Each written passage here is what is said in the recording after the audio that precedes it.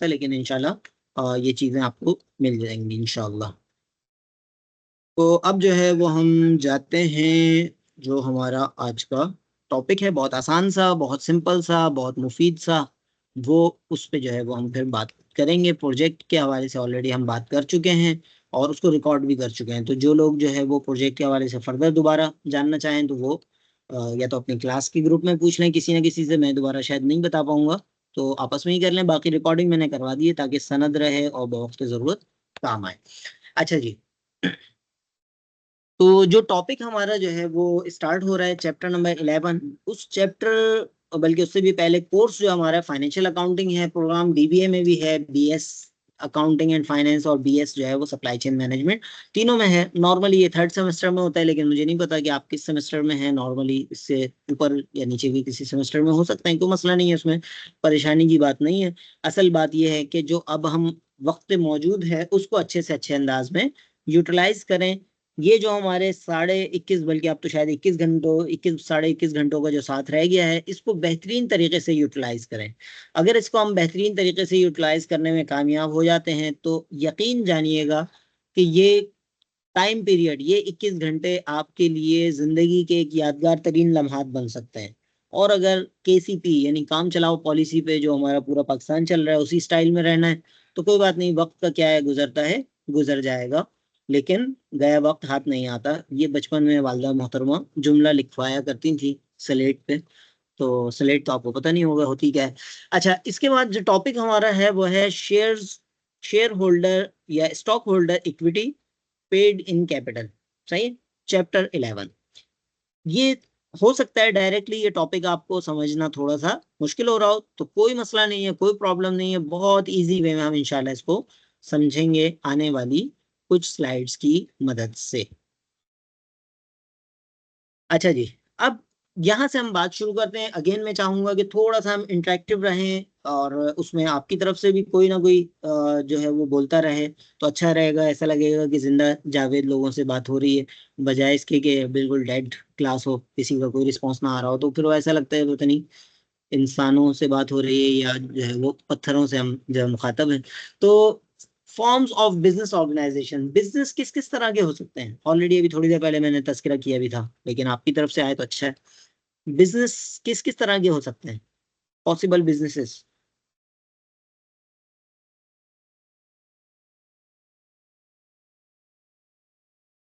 Is there anyone? चलें, अब एक आ गया, एक बिजनेस का टाइप हो गया सोल प्रोप्राइटरशिप। क्या होता है ये? जो आसान आसान सी चीजें हैं वो कोशिश करूंगा आपसे पूछूं। और सिंगल बंदा चला रहा होता है जी बिजनेस को। बिल्कुल, सोल प्रोप्राइटरशिप ऐसा बिजनेस जो एक फर्द का हो, जिसकी मिल्कियत, असल हम यहाँ पर फोकस करेंगे, चलाने को हो सकता है उसने 50 मुलाजमीन रखे हुए हैं, लेकिन ऑनरशिप उसकी अकेले की है, फर्द वाहिद की है। उर्दू में हम इसको कहते हैं यक शख्सी कारोबार। यक शख्सी कारोबार यानी एक फर्द का कारोबार है, सोल प्रोप्राइटरशिप। सही, ओके। अब जब एक बंदे का कारोबार हो सकता है तो फिर क्या हो सकता है, बहुत सारे बंदों का भी हो सकता है, जो आप पढ़ के आए हैं, पार्टनरशिप। सही है, दो या दो से जायद लोगों का कारोबार जो है वो पार्टनरशिप कहलाता है, आसान अल्फाज में हम कह सकते हैं। लेकिन एक और तरह का भी होता है कि जिसमें ज्यादा लोगों का कारोबार है, लेकिन वो ज्यादा इतने ज्यादा हैं कि नॉर्मली उसको जो है वो हम फिर स्टॉक एक्सचेंज तक, या उसकी जैसे पाकिस्तान में SECP का इदारा है। सही, SECP securities and exchange commission Pakistan, जो जिसको हम आसान अल्फाज में कंपनी कहते हैं। तो ये जो हमारी बुक है इसमें USA के पॉइंट ऑफ व्यू से उसको कॉरपोरेशन लिखा गया है। कंपनी और कॉरपोरेशन आप समझ लें एक ही बात है, बस वो कॉन्टेक्स्ट का वेस्ट यानी ब्रिटिश और USA का डिफरेंस होता है। तो USA के कॉन्टेक्स्ट में जो है उसको कॉरपोरेशन कह रहे हैं, कंपनी जो है वो हम कह सकते हैं। तो हमारी जो कंपनीज हैं जो सिक्योरिटीज एंड एक्सचेंज कमीशन से रजिस्टर्ड होती हैं वो कॉरपोरेशन कहलाएंगी या कंपनीज कहलाएंगी। तो पार्टनरशिप जो है वो निस्बतन दो लोगों से लेकर नॉर्मली 20 लोगों तक भी होती है, 50 लोगों तक भी बाज पार्टनरशिप्स हो सकती हैं, लेकिन बहुत ज्यादा बड़ी पार्टनरशिप आमतौर पर नहीं होती, 2-4 लोगों की, 6 लोगों की पार्टनरशिप होती है। लेकिन कॉरपोरेशंस के जो मालिक हैं, यानी दूसरे अल्फाज में सोल प्रोप्राइटरशिप में एक फर्द मालिक है, पार्टनरशिप के अंदर चंद अफराद मालिक हैं, आमतौर पर 2 लोग, 3 लोग, 4 लोग, 5 लोग, 6 लोग, 10 लोग, 20 लोग मालिक हैं आमतौर पर। लेकिन कॉर्पोरेशन के अंदर कितने मालिक होंगे? कॉर्पोरेशन के अंदर हजारों और लाखों लोग जो है वो मालिक, हजारों और बाज़ औक़ात लाखों लोग जो है वो मालिक हो सकते हैं। और बल्कि बाज़ औक़ात इंटरनेशनल कॉर्पोरेशन होती हैं तो उनके तो मालिकान की तादाद जो है वो करोड़ों तक भी जा सकती है। सही। अगेन वही बात के बातें करोड़ों की और दुकान पकौड़ों की हो सकती है, पकौड़े इतने मशहूर हो जाएं। अच्छा जी, अब इसमें सोल प्रोप्राइटरशिप की अगर हम बात करें तो हम इसमें कहें बात, तो उसमें जो बैलेंस शीट ऑलरेडी आप लोग बना के आए हुए ना, सब बना के आए हुए ना, या कोई ऐसा है जो डायरेक्ट यहाँ आ गया फाइनेंशियल अकाउंटिंग में, इससे पहले बेसिक अकाउंटिंग नहीं पढ़ी? कोई डायरेक्ट आने वाला भी है पैराशूटर यहाँ पर? अच्छा, ब्लूम्स टैक्सोनॉमी को अगर हम सामने रखें, रिमेंबर तो सबने किया हुआ होगा, अंडरस्टैंडिंग भी होगी, तो अब जाहिर सी बात है, अब अप्लाई हम साथ साथ करने की कोशिश करेंगे ना, कि आदत हो जाए हमारी कि हम अप्लाई करें ना। तो ownership equity basically balance sheet का पार्ट होती है, और उसमें जस्ट हम उस ऑनर का नाम लिख देते हैं, जिल जॉन्स, या जो भी आप जो है अहमद अली लिख लें, या XYZ जो भी बंदा है, उसका कैपिटल हम साथ में लिखते हैं और उसके आगे लिख देते हैं इतने अमाउंट इसके कैपिटल की। ये सोल प्रोप्राइटरशिप के अंदर काम बहुत आसान है। पार्टनरशिप के अंदर क्या करेंगे? बैलेंस शीट के अंदर जब हम लिख रहे होंगे पार्टनरशिप के अंदर, तो क्या करेंगे? जस्ट यही वाला काम करेंगे। वहां पर हम ऑनर्स इक्विटी के बजाय पार्टनर्स इक्विटी का नाम देंगे, और साथ में लिख देंगे जिल जॉन्स ने पार्टनर बना लिया बिल जॉन्स को। सही है, बिलाल अहमद ने बिलाल को पार्टनर बना लिया मिसाल के तौर पर। तो उन दोनों की जो है वो अलग अलग भी लिख ली, और फिर टोटल पार्टनर्स इक्विटी कि इनका अपना पैसा कौन कितना लगा हुआ है। सही है। सोल प्रोप्राइटरशिप में किस तरह आ गया, पार्टनरशिप में किस तरह आया, पुरानी नॉलेज ही गेन हो रही है, अभी इसमें कोई नई बात हमें नहीं मिली। अब यहाँ पर ये कॉर्पोरेशन या कंपनी का जो अकाउंटिंग है उसमें क्या हुआ, उसमें ऑनर या पार्टनर के बजाय नाम हो गया स्टॉक होल्डर इक्विटी। सही। इसको शेयर होल्डर इक्विटी भी कहते हैं। तो स्टॉक होल्डर या शेयर होल्डर इक्विटी जो है वो उसमें कैपिटल स्टॉक और रिटेन्ड अर्निंग्स, ये दो चीजें आ गई। कहाँ गए इसके ऑनर्स के नाम? तो गायब हो गए इसमें। कोई बताएगा कहाँ गए ऑनर? सर ऑनर्स तो इसके ऑनर्स तो लाखों थे। काफी ज्यादा होंगे ना।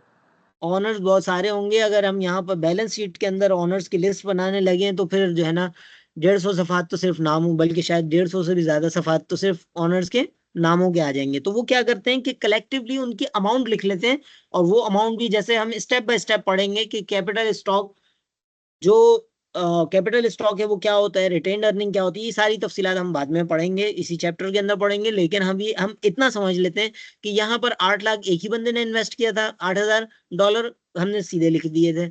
यहाँ पर 4-4 हजार करके दो बंदों ने इन्वेस्ट किया था, वो हमने दोनों का अलग अलग लिखा और फिर पार्टनरशिप के अंदर एक साथ करके लिख दिया। लेकिन यहाँ पर चूंकि बहुत सारे अफराद हैं तो बंदों के नाम ही उड़ा दिए हमने। अब सिर्फ नाम उड़ा दिए तो काम रह गया, यानी जो उन्होंने इन्वेस्ट किया अमाउंट वो किस मद में किया है। वो दो तीन मदाद होती हैं, दो तीन कैटेगरीज होती हैं। कैपिटल स्टॉक कैटेगरी के अंदर 7,000 है। रिटेन्ड अर्निंग को आप फिलहाल आसान अल्फाज में यूं समझ लें, रिटेन्ड अर्निंग नाम से जाहिर है, रिटेन्ड अर्निंग, अर्निंग से मुराद इन्होंने पहले से कमाया है। ये बिजनेस फर्ज करें 5 साल पहले से चल रहा है, इस साल की बैलेंस शीट में इनकी प्रीवियस जो कमाया हुआ बैलेंस है वो रिटेन्ड अर्निंग कहलाएगा, जो अभी इन्होंने डिस्ट्रीब्यूट नहीं किया आपस में। सही है। जो डिविडेंड के तौर पर नहीं दिया वो रिटेन्ड अर्निंग है। इसकी डेफिनेशन प्रॉपर्ली आ जाएगी आगे। फिलहाल समझने की हद तक, रिमेंबर और अंडरस्टैंडिंग के पॉइंट ऑफ व्यू से आप ये समझ लें कि रिटेन्ड अर्निंग जो कमा के बचाया हुआ है, अभी अभी आगे इन्होंने शेयर होल्डर्स में डिस्ट्रीब्यूट नहीं किया, डिविडेंड नहीं बांटा, तो वो जो है रिटेन्ड अर्निंग कहलाएगा। इसका अलग से हेड होता है। कैपिटल स्टॉक जो है वो जो उसकी पार वैल्यू उससे निकल के ड्राइव होती है, वो फिर हम सारी चीजें सीखेंगे किस तरह ड्राइव करते हैं, किस तरह कैलकुलेट करते हैं। ये सारी चीजें जो है वो हमारा पार्ट ऑफ द गेम होंगी इंशाल्लाह। क्लियर है? यहाँ तक कोई बात ना समझ में आई हो?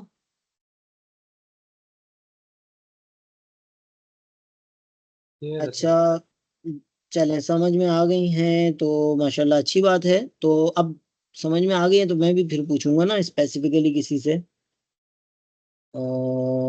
ठीक है। अच्छा जी, मैं नाम ले रहा हूँ, काम जो है वो आप बताएं।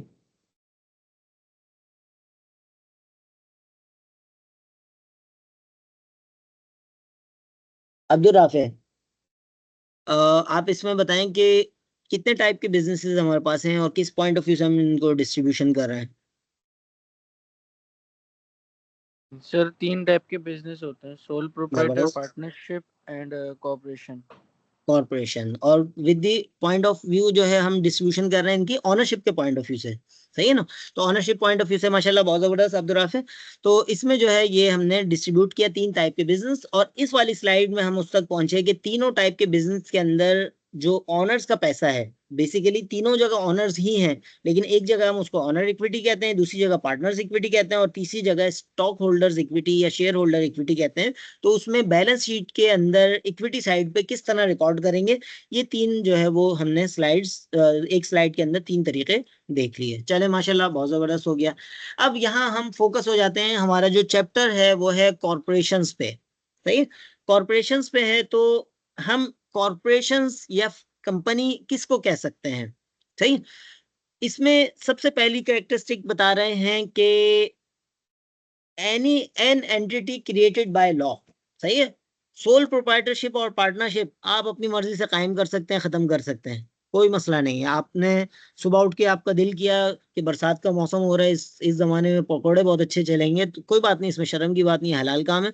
आपने जो है वो पकोड़े बनाना सीखे अम्मा से और बाहर जाके बेचना शुरू कर दिए, कोई बात नहीं, ये सोल प्रोप्राइटरशिप है। आपने अपने मर्जी से जो है बिजनेस शुरू किया, और आपने शाम में कहा यार बहुत पकोड़े बेच लिए, अब मौसम खत्म हो गया, अब जो है वो हम कल ये नहीं बेचेंगे, हम वापस अपना बीबीए और अपना बीएस अकाउंटिंग एंड फाइनेंस करेंगे, कोई बात नहीं, जायज काम था, हलाल काम था। आपने प्रॉफिट कमाया, वो प्रॉफिट जो है वो आप अगले एक हफ्ते तक इस्तेमाल कर सकते हैं। ये जो है ये सोल प्रोप्राइटरशिप में था, सही। इसी तरह पार्टनरशिप में आप ने और आपके 2 दोस्तों ने, तीनों ने मिलके जो है सोचा कि यार 14 अगस्त आने वाली है, लाइट हाउस जाते हैं, वहां से जो है वो झंडियां और पूरा ये चीजें लेकर आते हैं, वो उसको हम स्टॉल लगाएंगे, जो भी प्रॉफिट होगा वो हम आपस में बराबर शेयर कर लेंगे, पैसे भी इन्वेस्ट बराबर कर रहे हैं। तो ये जो है पार्टनरशिप हो गई। आपने अपनी मर्जी से शुरू किया, 14 अगस्त खत्म हुई, आपने सामान आपस में जो बचा था वो डिस्ट्रीब्यूट कर लिया, या आखिर में बच्चों को गिफ्ट कर दिया, और जो पैसे थे, जो प्रॉफिट था, वो आपने डिस्ट्रीब्यूट कर लिया, जो इन्वेस्टमेंट थी वो वापस आ गई, खत्म हो गई कहानी। पार्टनरशिप और सोल प्रोप्राइटरशिप स्टार्ट करना भी आसान और खत्म करना भी आसान, लेकिन तीसरा जो कारोबार है कॉरपोरेशन, जिसको हम यहाँ कह रहे हैं, कंपनी जिसको हम नॉर्मली कहते हैं, वो an entity created by law, ये कानून के हिसाब से बनेगी। इसमें ये नहीं है कि आपने सोचा कि यार 4 दोस्तों ने मिलके कि यार बस हम सुबह शुरू करते हैं, शाम में खत्म कर देंगे, ये वाली कहानी कॉरपोरेशन के अंदर, कंपनी के अंदर पॉसिबल नहीं है। An entity created by law, ये कानून के जरिए बनेगी, इसका मेमोरेंडम ऑफ एसोसिएशन होगा, सही है, कि हम क्या करने जा रहे हैं। वही जो मैंने आपको प्रपोजल कहा है ना, वो आगे चल के आपका इसके लीगल जो डॉक्यूमेंट्स रिक्वायर्ड होते हैं उसमें कन्वर्ट हो सकता है। मेमोरेंडम ऑफ एसोसिएशन होता है, आर्टिकल ऑफ एसोसिएशन होता है, बाकी किसी भी लॉयर से जाके पूछ लीजिएगा, कोई आपके चाचा ताया हो, या सिंपल गूगल कीजिएगा कि पाकिस्तान में कंपनी बनाने के क्या कवानीन है। आपने अमेरिका में कंपनी बनानी है, इंग्लैंड में बनानी है, टर्की में बनानी है, मलेशिया में बनानी है, वहाँ की जो है एसईसीपी या जो भी इक्विवेलेंट बॉडी है उसकी वेबसाइट पे जाके सर्च कर लें। पाकिस्तान में सर्च करेंगे तो SECP, securities and exchange commission of Pakistan, is the right place to यानी इन्फॉर्म। तो ये जो है लॉ वही बताएगा कि कौन से लॉ एप्लीकेबल है, ये सारी चीजें ना। कंपनीज ऑर्डिनेंस जो है वो मेरे ख्याल में पाकिस्तान में अपडेट हुआ है, पहले बहुत पुराना था। तो ये जो है ये लॉ के जरिए बनेगी, इसमें आप इतना आसानी से ना बना सकते हैं ना खत्म कर सकते हैं। अच्छा जी, दूसरी इसकी करेक्टरिस्टिक है कॉर्पोरेशन की, existence is separate from the honours, सही है। सोल प्रोप्राइटरशिप और पार्टनरशिप के अंदर नॉर्मली लिमिटेड लाइबिलिटी का कॉन्सेप्ट नहीं होता। जो बंदा है वो हम कहते हैं कि यार ये इसका बिजनेस है, अब बिजनेस को लॉस हो तो भी इसको होगा, और इसको लॉस हो तब भी बिजनेस का हम समझते हैं कि यार ये होगा। लेकिन कॉर्पोरेशन की या कंपनी की खास बात क्या है कि existence is separate from the owners, इसका लीगल वजूद अलग से मौजूद है। यानी मिसाल के तौर पर कोई कंपनी पे केस करेगा तो लीगल कंपनी को ही नामजद कर सकता है। सोल प्रोप्राइटरशिप पे नॉर्मली उस बंदे पर करेगा, यहाँ पर कंपनी पर अलग से कर सकता है।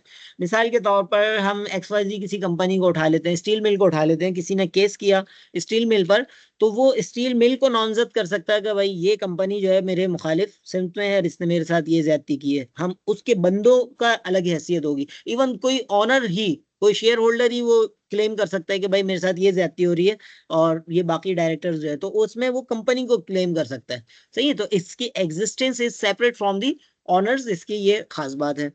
फिर इसी तरह हैज राइट्स एंड प्रिविलेजेस, इसके कुछ हुकूक भी हैं। कंपनी जो है वो अपने नाम से किसी और के ऊपर भी केस कर सकती है, और भी इसके फायदे हैं और इसके राइट्स भी हैं, इसके हुकूक भी हैं और इसके प्रिविलेजेस भी हैं, इसके फायदे भी हैं।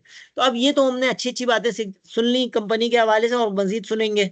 लेकिन इन अच्छी बातों का जो खुलासा है कि ये ऑनरशिप जो इसकी कंपनी की है, ये भी फर्दर हम इसको दो हिस्सों में तकसीम कर सकते हैं।